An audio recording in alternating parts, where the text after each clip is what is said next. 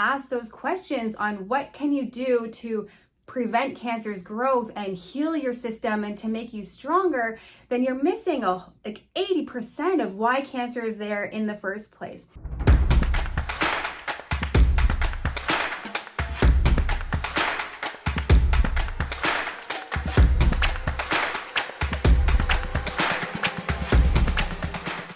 Hello, Dr. Lori here. Thank you so much for your interest in working together. In this short video, I'm going to talk about why cancer grows in the first place and what a typical visit looks like when working together, just so you know if this is a way that you want to address your cancer care. I know there's so many opinions regarding the best route that you can go to, so I hope this video gives you a lot of clarity.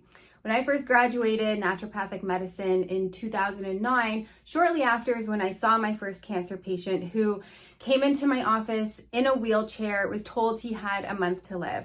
This patient said, I am not ready to die. This is not something that I have too much fuel and fight in my spirit, and I'm not ready to go. And I was extremely shocked as a new graduate as well, that no one's ever asked him, what's your diet like? What do you do to support your immune system, to support your gut? Because we know 80% of your immune system is in your gut. And so if you haven't been asked those questions on what can you do to prevent cancer's growth and heal your system and to make you stronger, then you're missing like 80% of why cancer is there in the first place. So with this patient, he ended up living almost a decade longer because of all the things that we did to bump up his system. He still did all the chemo, all the things conventionally, but they ran out of options for him. They said, there's nothing else we can do, send him home, palliative, just to go. So that's when he said, okay, I'm going to see this naturopath. I have nothing to lose, and I'll do anything that she says because I want to be here for my grandchildren and to play golf in the spring too. There's many reasons that he wanted to keep going. So this is what really intrigued me when it came to cancer care, is that they're missing a whole section of what's really important. Most oncologists don't talk about diet, don't talk about even past traumas or past stressors or toxicity, even different genetic SNPs that can affect how your body detoxes and how it regulates, turns on and off these cancer cells. So there's a whole component that's missing, and that is how I practice. It's the metabolic approach to cancer, where I'm looking at the whole picture of the environment that the tumor is able to grow in, and not just laser focused on the tumor itself. So we're looking at you as a person and everything that's contributing to how a cancer can actually grow in the system. Some doctors are still in the belief that there's the somatic theory to cancer. So it's just genetic, there's something that's just bad luck, and there's nothing you can really do except for the chemo and the radiation and just cutting it out. And that leaves you feeling just hopeless and feeling like crappy luck, and why did this happen to you? It doesn't really give you a lot of answers. So that's the somatic theory that was very popular years ago. Since then, they've converted to more of a metabolic theory and saying, okay, maybe it's part genetic, but really lifestyle, environment, diet makes up about 80 to 90 of the cancers that we see today. And the way that we know this is from different cell transfer studies, where they take out the nuclei of a cancer cell. So this cancer cells, this nuclei, like the genetic material, has cancer. If they take that part out and place it into a healthy cell, the cancer actually completely disappears and the cell becomes healthy. And same with the opposite. If they have a really unhealthy cell and they take the genetic material of a healthy cell, this cancer cell actually turns on and becomes cancerous. So if the genetic theory was right, then they would say anything that the genetic material is going into, then it would become cancerous if the DNA was cancerous. So what they're saying is the environment and the mitochondria and your metabolism actually plays a bigger role than just the nuclei itself. So with more damage throughout the years and just say like stress, carcinogens that we're all exposed to, pollution, heavy metals, maybe there's chronic mold, Anything else that could be affecting our hormone imbalances, using synthetic hormones. There's so many things that can contribute. And what that does is it actually affects our mitochondria. And it's that damaged mitochondria that now creates these mutations in DNA. So it's the opposite of what people think. So we have so much more power in this situation than you may have thought if you just believed in this genetic theory. An important fact across all cancer cells is that they have a damaged mitochondria. And what that means is the way that they use cellular energy is flawed and it's damaged. And they produce a lot of acidity, lactic acid. They go through a whole different energy metabolism pathway. And that is the one thing that is very consistent with all cancer cells. And cancer cells demand a lot more glucose, clearly, because they need that as a fuel for energy. So you often see with the cancer diagnosis that you can crave more sugars, you crave more carbs, and you just feel tired all the time. And if this is the case, then this is something I definitely want to help you with, because we need to change the way your whole metabolism is functioning, making you less reliant on sugars and more reliant on your body's ability to produce another source of energy called ketones. And so that's something that I go into as well, and supporting how your system helps with energy, helps with mood, helps with your immune system, kind of like helping clear out dead cells and regenerate healthy new ones. The other issue with glucose and too much sugar and the way that these cells are being metabolized is through every time you're eating sugar, you produce insulin, and insulin is a growth factor. So as a child, that's fine, you're growing and you want to have more sugars and glucose. But as an adult, you don't need to have these cells replicating and reproducing all the time. So this is a big deal when you look at the connection with sugar, insulin, and cancer cells. So we want to do everything possible to make sure that we were not feeding into cancer's growth, and we want to support your immune system, do everything possible to keep this cancer at bay and never come back. Now, I get the question a lot is if I can cure your cancer. And I would love to say yes, but I actually in reality do not think cancer can be cured.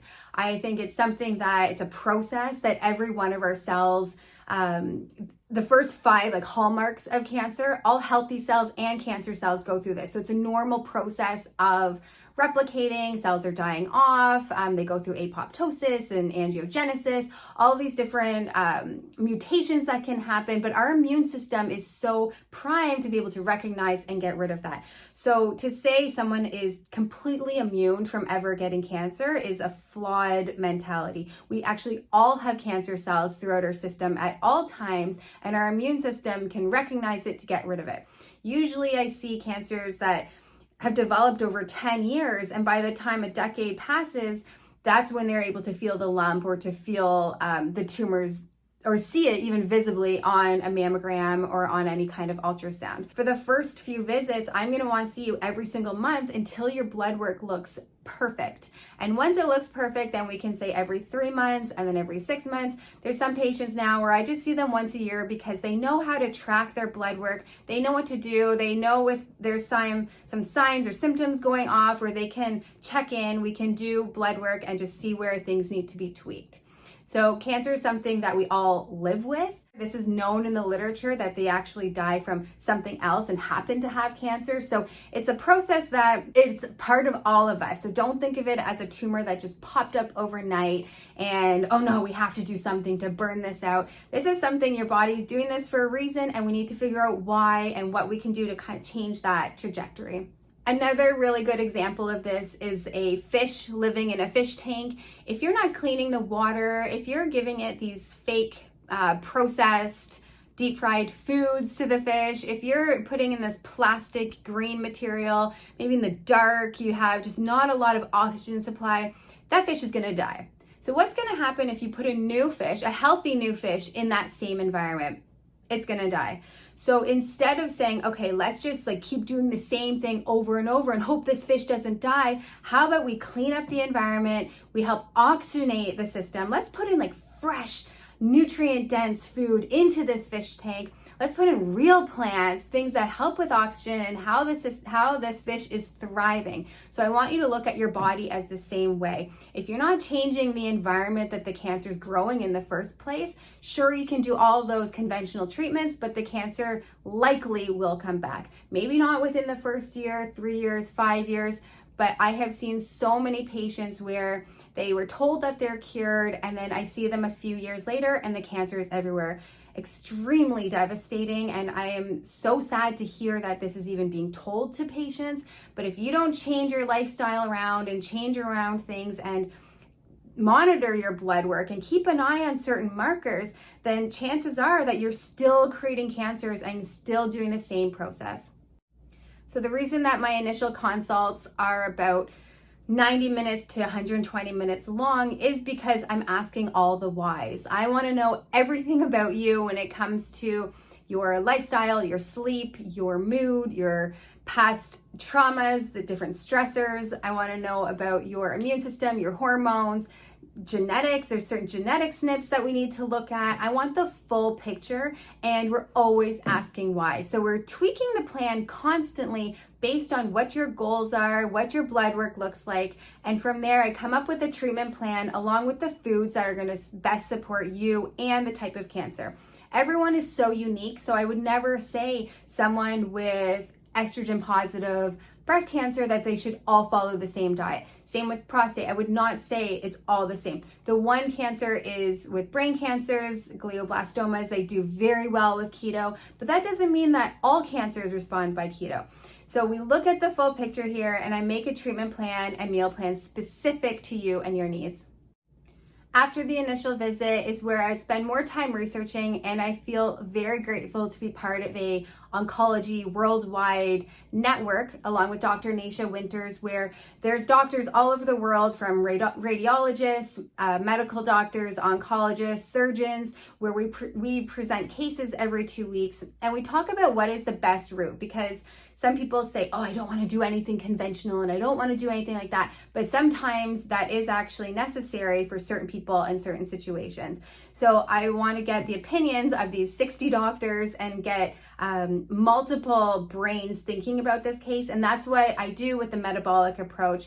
I want to look at all the different scenarios. We look at all the blood work, all the labs, and we come up with the best plan. So that is on visit 2, where I'll have more information and be able to tweak the plan based on anything else that I've learned from additional labs we may have needed, and we can restructure and reassess from there. This is also the time that we'd be talking about advanced therapies, so things like high dose vitamin C, mistletoe, colon hydrotherapy, whether hyperthermia is something suitable for you, or oxygen therapies. There's so many different types of therapies that can be helpful for your specific case. And I love tying all of that in together and being creative and creating something that's so unique and successful for helping you feel fantastic and creating an environment where cancer has a hard time to grow.